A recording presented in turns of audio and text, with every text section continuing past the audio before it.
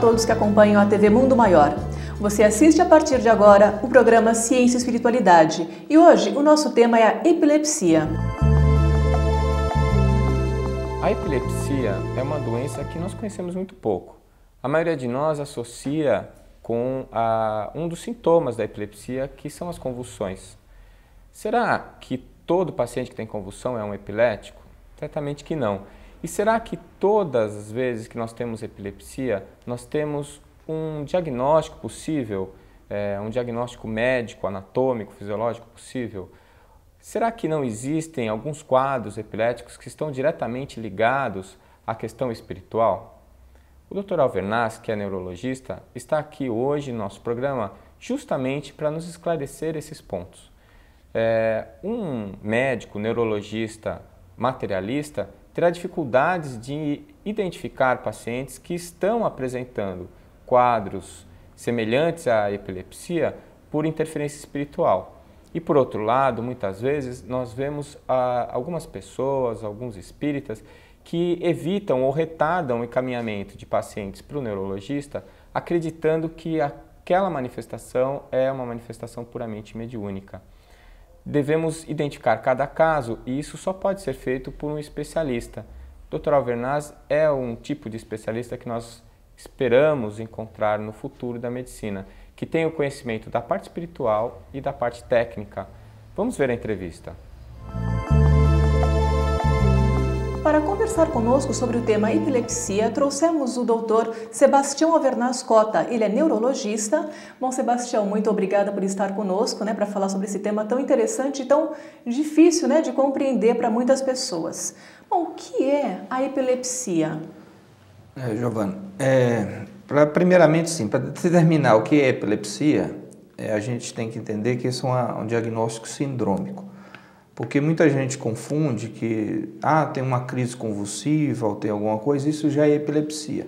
Não, a epilepsia, só para dar uma dada, é uma repetição daquelas crises, daquele tipo de manifestação.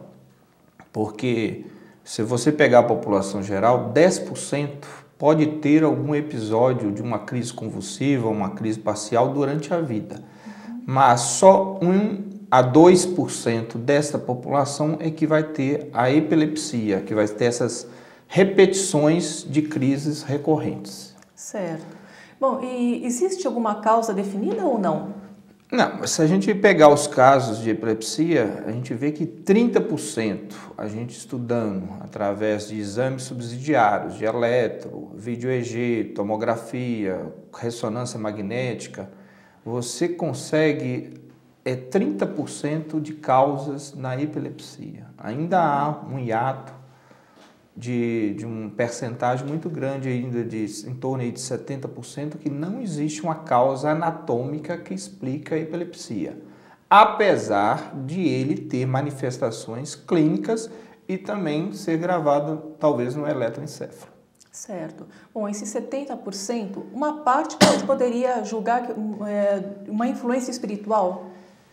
Se a gente pegar que a gente não poderia falar que seria espiritual, mas pode generalizar. Modo generalizado, mas a gente sabe que não tem uma causa. Então, eu acho que a ciência tem que estudar para dar uma explicação por que essas pessoas têm a manifestação epilética. Certo. Então, deixar bem claro que uma crise convulsiva, 2, não caracteriza um quadro epiléptico. Não, porque pode ter uma pessoa por exemplo, assim, você vê uma pessoa pode ter uma crise e aquilo não se repetir mais. Por um episódio, um pequeno AVC, pequenininho, tal. E as causas que a gente começa a estudar na epilepsia, elas são variáveis ao decorrer que as idades também vão avançando.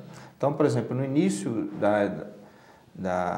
das idades, as causas pós-parto, anóxia, são mais frequentes. E mais no tarde da adolescência, as causas tipo AVC, algum tumor, ela é mais frequente. A maioria dessas causas aí que eu falei com você, essenciais, elas estão gerando aí em torno da infância entre idade de 3 aos 14 anos, que tem maioria dessas causas que não determinam a causa. Então, geralmente, esses quadros epiléticos, eles aparecem então na adolescência ou podem desencadear em qualquer idade? Qualquer idade. Só que também as causas que a gente identifica são diferentes. E a maioria ainda a gente não consegue determinar uma causa, uma lesão anatômica, um cisto ou alguma coisa que explica aquela crise. Certo. Os exames feitos, né, para estudar a epilepsia, quais são mesmo? São assim, os exames de eletroencefalograma, que é gravado, tanto em vigília com a pessoa acordada e em sono. Um vídeo EEG, que simultaneamente ao eletro você grava uma imagem da pessoa. São feitos também para monitorização para pacientes pré-cirúrgicos que precisam de cirurgia para epilepsia. Licença aí. E tomografia e ressonância magnética nuclear. Certo. Bom, no caso da epilepsia acontecer várias vezes, né? Quanto que nós podemos falar que é uma causa espiritual, como citado em alguns livros até mesmo de André Luiz? Olha, o que a gente vê é o seguinte, que esses aí, quando a gente faz eletroencefalo, você faz tomografia, ressonância, não existe uma lesão anatômica que explica isso. Então, te remete a pensar que alguma alteração ocorre ali que desencadeou a descarga. Se a gente pensar na pessoa como um ser espiritual, que ele tem alma, que ele tem espírito, a gente vai tentar pesquisar nessas pessoas que não existe nenhuma lesão explicável, a parte espiritual deles se tem alguma influência nessas causas.